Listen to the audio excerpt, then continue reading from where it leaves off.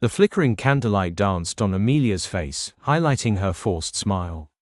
32 years old, beautiful, and utterly deceitful. My Amelia, or, rather, the woman I thought was my Amelia. We were celebrating her birthday in our cozy dining room, a room filled with memories I now realized were tainted.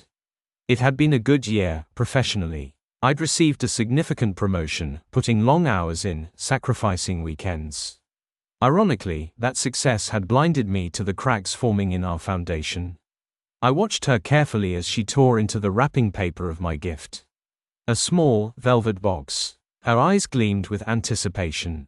Inside nestled a delicate silver locket, engraved with an A, and intertwined with a small, diamond-encrusted M, for Parker, my name.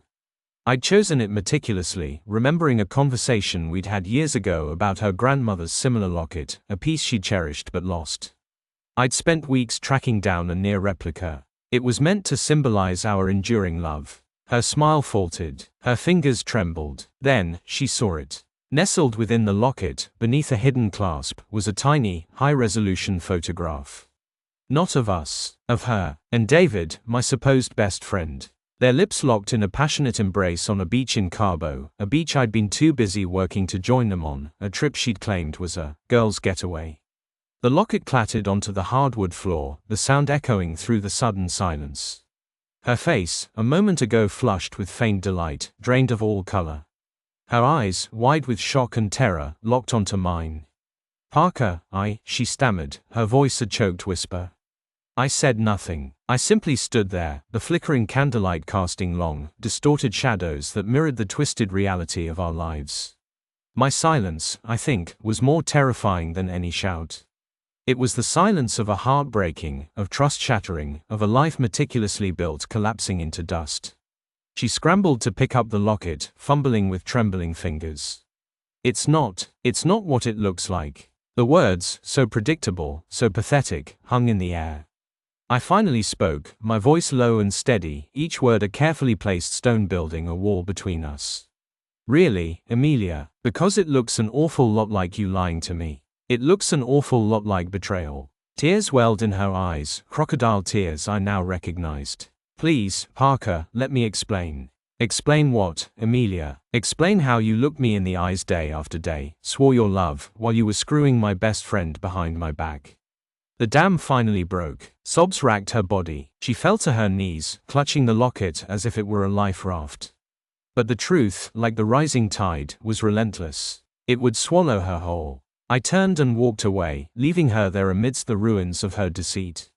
I didn't need explanations. I had the truth, captured in a tiny photograph, a testament to her treachery.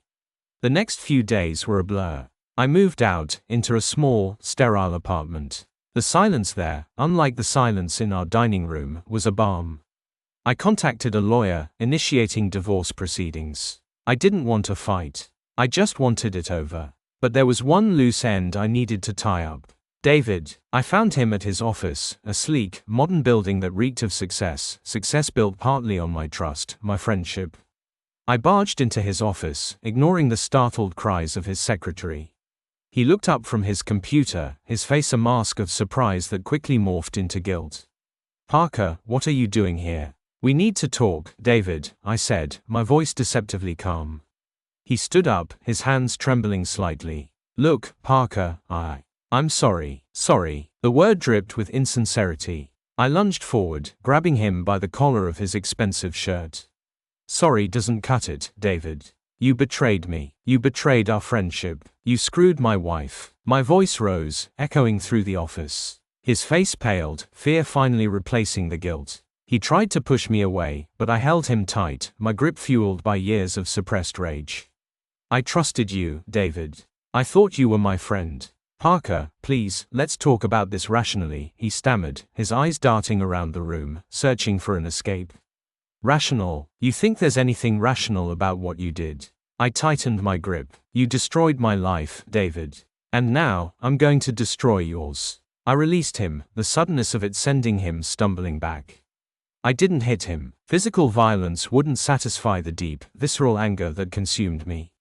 I had something far more devastating planned. I left his office, leaving him trembling, the fear in his eyes a small victory. The following weeks were a whirlwind of legal proceedings. Amelia contested the divorce, claiming I'd misunderstood the photograph. She even had the audacity to paint herself as the victim. But I had anticipated her tactics. I had evidence. I'd hired a private investigator who had meticulously documented their affair, providing irrefutable proof of their lies and deceit. The judge, a stern woman with no tolerance for such blatant betrayal, awarded me everything: the house, the car, even the dog Amelia had always claimed as her own. She walked away with nothing but the clothes on her back and the shame of her actions. But the real devastation came later. David's wife, Maria, a kind, gentle woman I'd always liked, filed for divorce. His reputation, carefully cultivated over years, crumbled. He lost his job, his friends, his social standing. He became a pariah, a living testament to the consequences of betrayal. The news of his downfall reached me through mutual acquaintances. I felt no pity. He had reaped what he had sown. As for Amelia, I heard she moved back to her hometown, a shadow of her former self. I never saw her again. The pain didn't disappear overnight. It lingered, a dull ache in my chest, a constant reminder of what I'd lost. But slowly, gradually, the wound began to heal. I rebuilt my life, brick by brick, focusing on my career, reconnecting with old friends, forging new relationships built on trust and honesty. One evening, years later, I found myself sitting on my balcony, watching the sunset paint the sky in hues of orange and purple. The air was cool, carrying the scent of jasmine. I held a glass of wine in my hand, the simple pleasure a stark contrast to the bitterness I had once known. I thought about Amelia, about David, about the pain they had inflicted. But the anger was gone, replaced by a quiet sense of closure. I had survived. I had rebuilt. And in the end, that was the most satisfying revenge of all. They hadn't just broken my heart, they had unknowingly given me the opportunity to build a stronger, more authentic one. And that, I realized, was something they could never take away.